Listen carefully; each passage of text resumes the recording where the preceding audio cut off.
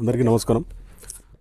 ఈ నెల తేదీ 6/4/2025 రోజు సాయంత్రం 6:45 ధనశ్రీ గ్రామంలో దగ్గర ఒక షెడ్లో, ఒక వ్యవసాయ షెడ్లో ఒక మర్డర్ జరిగింది. దీనిలో ఈ కేసులో నేరస్తులైన మెహతాబ్ తర్వాత ఖలీల్ పాషా ఇద్దరు కూడా ధనశ్రీ గ్రామానికి చెందిన వాళ్ళే.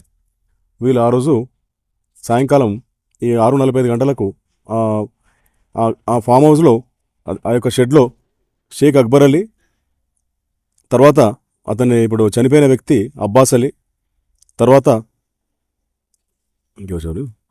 హసన్ అలీ, తర్వాత టిల్లు, వీళ్ళు నలుగురు కలిసి ఆ షెడ్లో ఈ రంజాన్ అయిపోయిన తర్వాత అందరూ కలిసి ఒక చిన్న ఫంక్షన్ లాగా అరేంజ్ చేసుకొని వంట చేసుకుంటుంటే ఈ నేరస్తులైన మెహతాబ్ బిస్తీ తర్వాత ఖలీల్ షా ఇద్దరు కలిసిపోయి ఈ మహమ్మద్ అబ్బాస్ అలీని ఒక స్కూటీపై వచ్చి కత్తులతో దాడి చేసి దారుణంగా చంపడం జరిగింది. ఆ తర్వాత ఈ అక్బర్ అలీని అక్కడ ఈ చనిపోయిన వ్యక్తితో పాటు అతను మనకి ఈ కేసులో కూడా అతను ఫిర్యాదుదారుడు, ఇంట్లో కంప్లైంట్ అతన్ని బీర్బాటిల్తో కొట్టి అతన్ని కూడా ముఖం మీద కొట్టి దాన్ని గాయపరిచి పారిపోతూ శేఖర్ అనే వ్యక్తి అతని ఒక మోటార్ సైకిల్ తీసుకొని అక్కడి నుంచి పారిపోయారు వాళ్ళు. అయితే ఈ కేసు యొక్క ముఖ్యమైన దాని ఇంటెన్షన్ ఏంటంటే, జరగడానికి ఉద్దేశం ఏంటంటే, ఈ చనిపోయిన వ్యక్తి ఈ మన కేసులో ఖలీల్ అని ఉన్నాడు. ఖలీల్ వాళ్ళ మదర్కు ఈ ఫోన్లు చేసి కొంచెం ఇబ్బంది పెడుతుండని చెప్పి చాలాసార్లు కూడా ఇతను హెచ్చరించినా కానీ తినలేదని చెప్పి అతన్ని దారుణంగా చంపడం జరిగింది.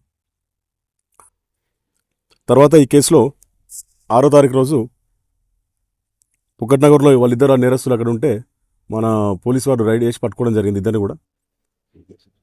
8th రోజు ఈ కేసులో ముఖ్యంగా జరిగిన అతి తక్కువ సమయంలోనే జైరాబాద్ టౌన్ సిఐ గారు, తర్వాత చిరాక్పల్లి ఎస్ఐ గారు, అదేవిధంగా మా సిబ్బంది నరసింహులు, తర్వాత ఓందేవ్, అస్లాం, ఇంకా తర్వాత మునిపల్లి ఒక హోంగార్డ్ కూడా ఇందులో చాలా కీలక పాత్ర వహించాడు ఈ కేసులో నేరస్తులను పట్టుకోవడము.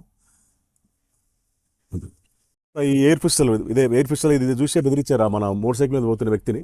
అది చూపించి అతని మోటార్ సైకిల్ అతని దగ్గరికి వెళ్ళి గుంజుకొని పారిపోవడం జరిగింది.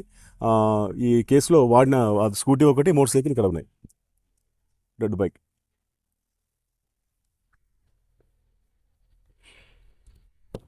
ఓకే